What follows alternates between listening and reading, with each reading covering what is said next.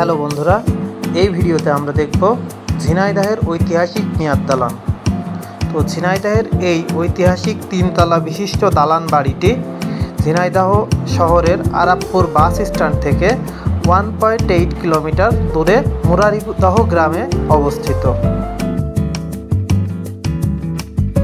চলুন দেখে আসি এবং জেনে আসি এই বাড়িটি সম্বন্ধে অনেক তথ্য। 200 বছর পুরনো এই বাড়িটির নির্মাণ কাজ শুরু হয়েছিল 1822 থেকে 1823 ইংরেজি সালে এবং শেষ হয়েছিল 1829-1830 ইংরেজি সালে। তো এই বাড়িটি নির্মাণ করতে সময় লেগেছিল 7 বছর এবং খরচ হয়েছিল সেই সময়ের 75,000 টাকা। বাড়িটি নির্মাণ করেছিলেন সেলিম চৌধুরী। বাড়িটি নির্মাণের সেই আর এক ইতিহাস। সেলিম চৌধুরী ছিল ভারতের এক বর্ণাঢ্য জমিদার। তিনি একদিন তার পরিবার সহ এই নবগঙ্গা নদীর পাশ দিয়ে ঘুরতে যাচ্ছিলেন। তো হঠাৎ এইখানে এসে মুরারিদহ গ্রামে এসে তিনি দেখতে পান যে বড় একটা ব্যাঙে একটা সাপ ধরে খেয়ে ফেলেছে পদ্মপাতার উপরে। অবাক করা এই দৃশ্য দেখে সেলিম চৌধুরী সিদ্ধান্ত নেন এখানে একটা প্রাসাদ তৈরি করবেন। তো তারপরে এখানে একটা প্রাসাদ তৈরি শুরু হয়। প্রাসাদ তৈরির প্রধান যে প্রকৌশলী বা রাজমিস্ত্রি, তার নাম হচ্ছে রাজচন্দ্র রাজ। এই ইমারতটি তৈরি করা হয়েছিল নদীতে বাঁধ দিয়ে নদীর মাঝখানে, তাই এটাকে সেলিম চৌধুরী পদ্মপাতার সাথেও তুলনা করেছিলেন। সেলিম চৌধুরী ছিলেন নিঃসন্তান, তার কোনো সন্তান সন্ততি ছিল না। কাজেই তাদের মৃত্যুর পর এই প্রাসাদটি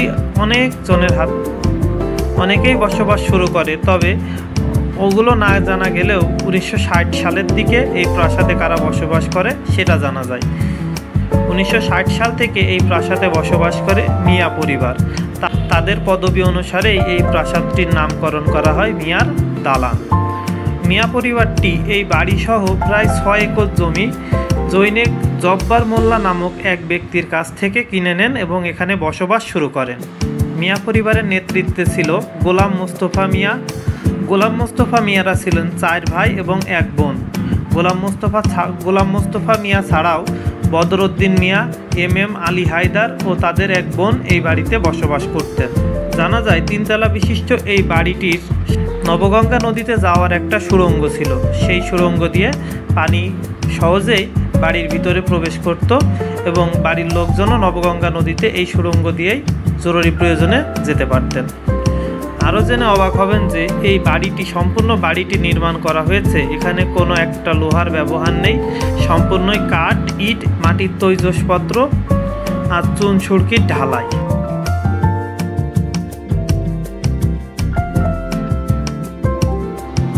বাড়ির প্রধান প্রবেশ পথ দিয়ে মিয়ার দালানে প্রবেশ করলেই নিচতলায় দেখা যায় অনেক বড় একটা শান বাঁধানো উঠান। আর এই উঠানের পাশেই রয়েছে রান্নাঘর, গোসলখানা, সিঁড়িঘর, টয়লেট, খাবার ঘর এবং আরও অনেকগুলো কক্ষ।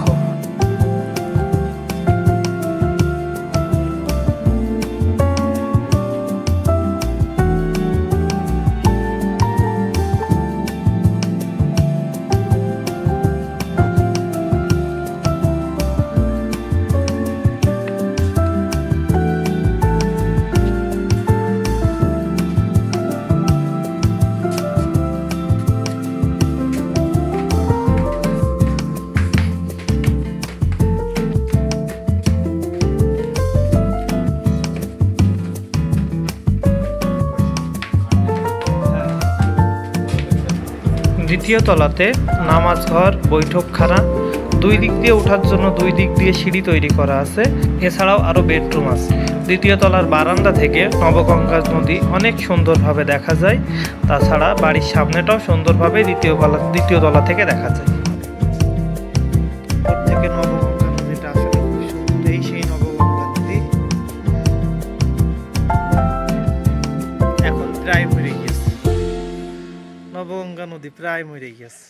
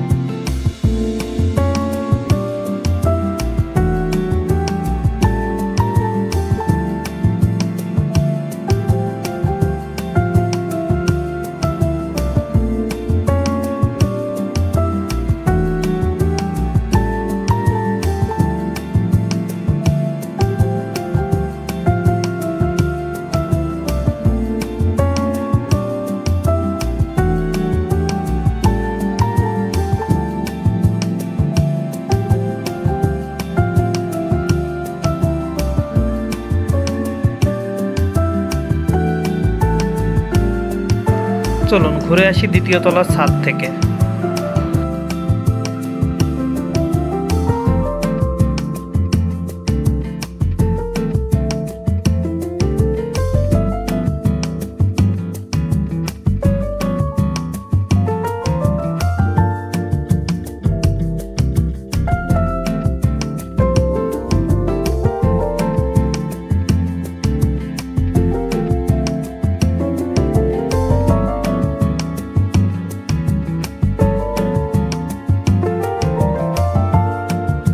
সম্পূর্ণ নবগঙ্গা নদীর ভিউটাই এই দ্বিতীয় তলার ছাদ থেকে খুব সুন্দরভাবে দেখা যায়।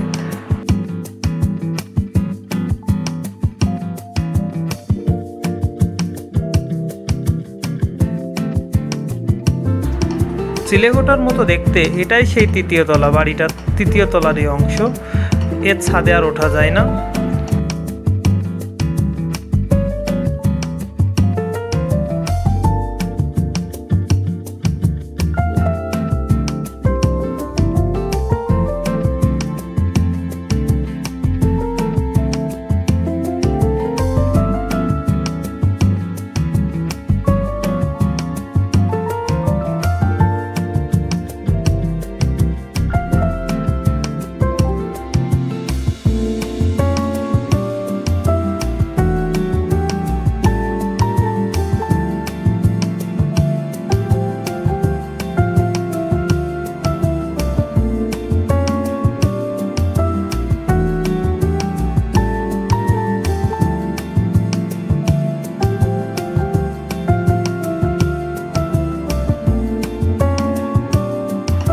তাছাড়া বাড়ির ভিতরটা সুন্দরভাবে দেখতে হলে আপনারা এখান থেকে সম্পূর্ণ বাড়ির ভিতরটাই দেখতে পারবেন।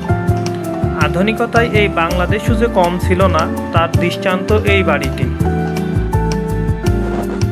এখানে আসলে ইঞ্জিনিয়ারিংটা দেখলে আমরা বুঝতে পারবো যে পুরো বিল্ডিংটাই একটা মাত্র রডও নেই, তাহলে দাঁড়িয়ে আছে কিভাবে। প্রথমে দেখুন এই যে কাঠ, মোটা কাঠ, তার উপরে আবার ছোট কাঠ, তার উপরে রয়েছে মাটির ব্লক, ছোট ছোট ব্লক, এবং এই ব্লকের উপরে চুন ছুটকির ঢালাই।